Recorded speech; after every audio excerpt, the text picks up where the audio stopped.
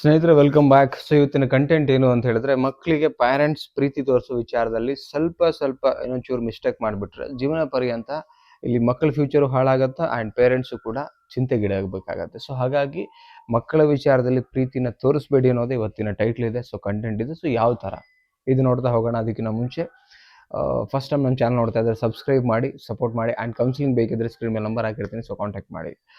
Okay, first point ಏನಂತ ಹೇಳಿದ್ರೆ, ತಪ್ಪು ಮಾಡ್ತಿರುವಾಗ್ಲೂ ಕೂಡ ಸಪೋರ್ಟ್ ಮಾಡುವಂಥ ಮೆಂಟಾಲಿಟಿ. ಇದು ತುಂಬ ಆ್ಯಕ್ಚುಲಿ ಪೇರೆಂಟ್ಸ್ ಮಾಡಿಬಿಡ್ತಾರೆ.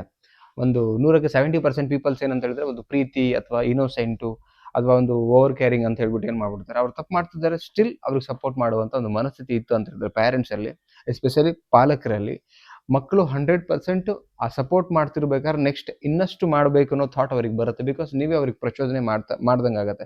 ಅವ್ರಿಗೆ ಒಳ್ಳೇದು ಯಾವುದು, ಕೆಟ್ಟದ್ದು ಯಾವುದು, ಇದ್ಯಾವುದು ಗೊತ್ತಾಗ್ತಿರಲ್ಲ ಅಷ್ಟು. ಆ್ಯಂಡ್ ಎಲ್ಲದಕ್ಕಿಂತ ಹೆಚ್ಚಾಗಿ ನಿಮ್ಮಿಂದ ಒಂದು ಭಯ ಇರುತ್ತೆ ಅವ್ರಿಗೆ.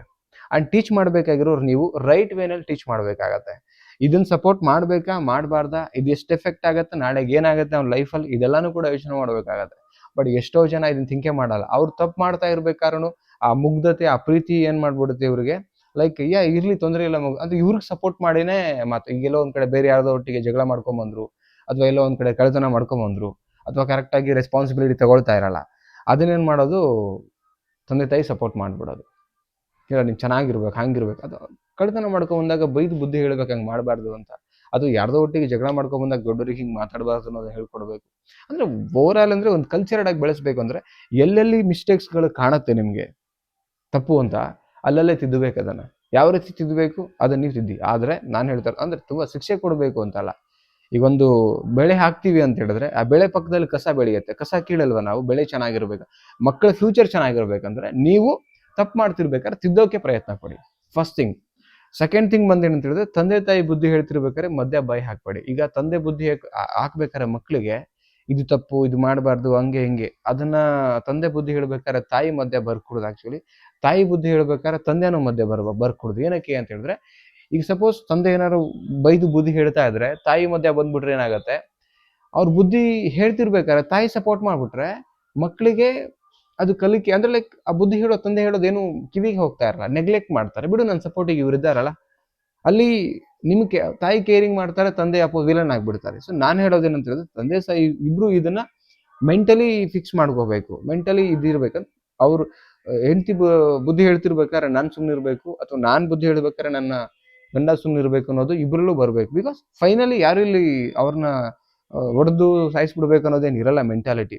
ಒಟ್ನಲ್ಲಿ ಅವ್ರಿಗೆ ಬುದ್ಧಿ ಹೇಳಬೇಕು, ಕಲಿಬೇಕು ಅಂತ ಬಂದಾಗ ಇಬ್ರು ಈ ಕೆಲಸ ಮಾಡಿ. ಇಲ್ಲ ಅಂತ ಹೇಳಿದ್ರೆ ಮಕ್ಕಳು ದಾರಿ ತಪ್ಪುವಂತ ಸಾಧ್ಯತೆಗಳಿರುತ್ತೆ. ಅವ್ರ ಬುದ್ಧಿ ಹೇಳ್ಬೇಕಾದ್ರೆ ನೀವು ತೆಪ್ಪಗಿರಿ, ಅವ್ರಿಗೆ ಬೈದು ಬುದ್ಧಿ ಹೇಳಿದಾಗ ಬೇಕಾದ್ರೆ ನೀವು ಕೂಡ ಆ ಟೈಮಲ್ಲಿ ಏನಂತ ಹೇಳಿದ್ರೆ ತಂದೆಗೆ ಸಪೋರ್ಟ್ ಮಾಡಿ, ಯಾರು ಬುದ್ಧಿ ಹೇಳ್ತಿರ್ತಾರೆ ಅವ್ರಿಗೆ ಸಪೋರ್ಟ್ ಮಾಡಿ. ಅದು ಬಿಟ್ಕೊಂಡು ನೀವು ಮಕ್ಳಿಗೆ ಸಪೋರ್ಟ್ ಮಾಡಿದಾಗ ಏನಾಗುತ್ತೆ, ತಿದ್ಕೊಳ್ಳಲ್ಲ. ಅಂಡ್ ಇವರಿಗೆ ಯಾರು ಬುದ್ಧಿ ಹೇಳ್ತಿರ್ತಾರೆ ಅವ್ರು ವಿಲನ್ ಆಗಿ ನೋಡ್ತಾರೆ, ಅವ್ರ ಮಾತು ಕೇಳೋದಿಲ್ಲ. ಓಕೆ, ಇದನ್ನ ಎಷ್ಟೋ ಫ್ಯಾಮಿಲಿಗಳಲ್ಲಿ ಮಾಡ್ತಿದ್ದಾರೆ, ಅದು ಮಾಡಬೇಡಿ ಆ ತಪ್ಪನ್ನ. ಓಕೆ, ಸೊ ನೆಕ್ಸ್ಟ್ ಪಾಯಿಂಟ್ ಏನಂತ ಹೇಳಿದ್ರೆ, ಪ್ರತಿಯೊಂದರ ಮೌಲ್ಯ ತಿಳಿಸುವಂತ ಕೆಲಸ ಮಾಡಿ. ಈಗ ನೀವು ಓಕೆ ಸಣ್ಣವ್ರು ಇರ್ಬೇಕಾದ್ರೆ ಮಕ್ಳಿಗೆ ಒಂದು ಸೈಕಲ್ ಕೊಡಿಸಿ ಅನ್ಕೊಳ್ಳಿ, ಫೈನ್, ಆಟ ಆಡಲಿ, ಚೆನ್ನಾಗಿರ್ಲಿ ಅಂತ.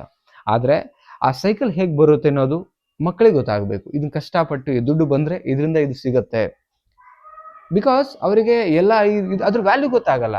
ಅದನ್ನ ಈಸಿಲಿ ಮುರಿದು ಬಿಡ್ತಾರೆ, ಈಸಿಲಿ ಹಾಳು ಮಾಡಿಬಿಡ್ತಾರೆ.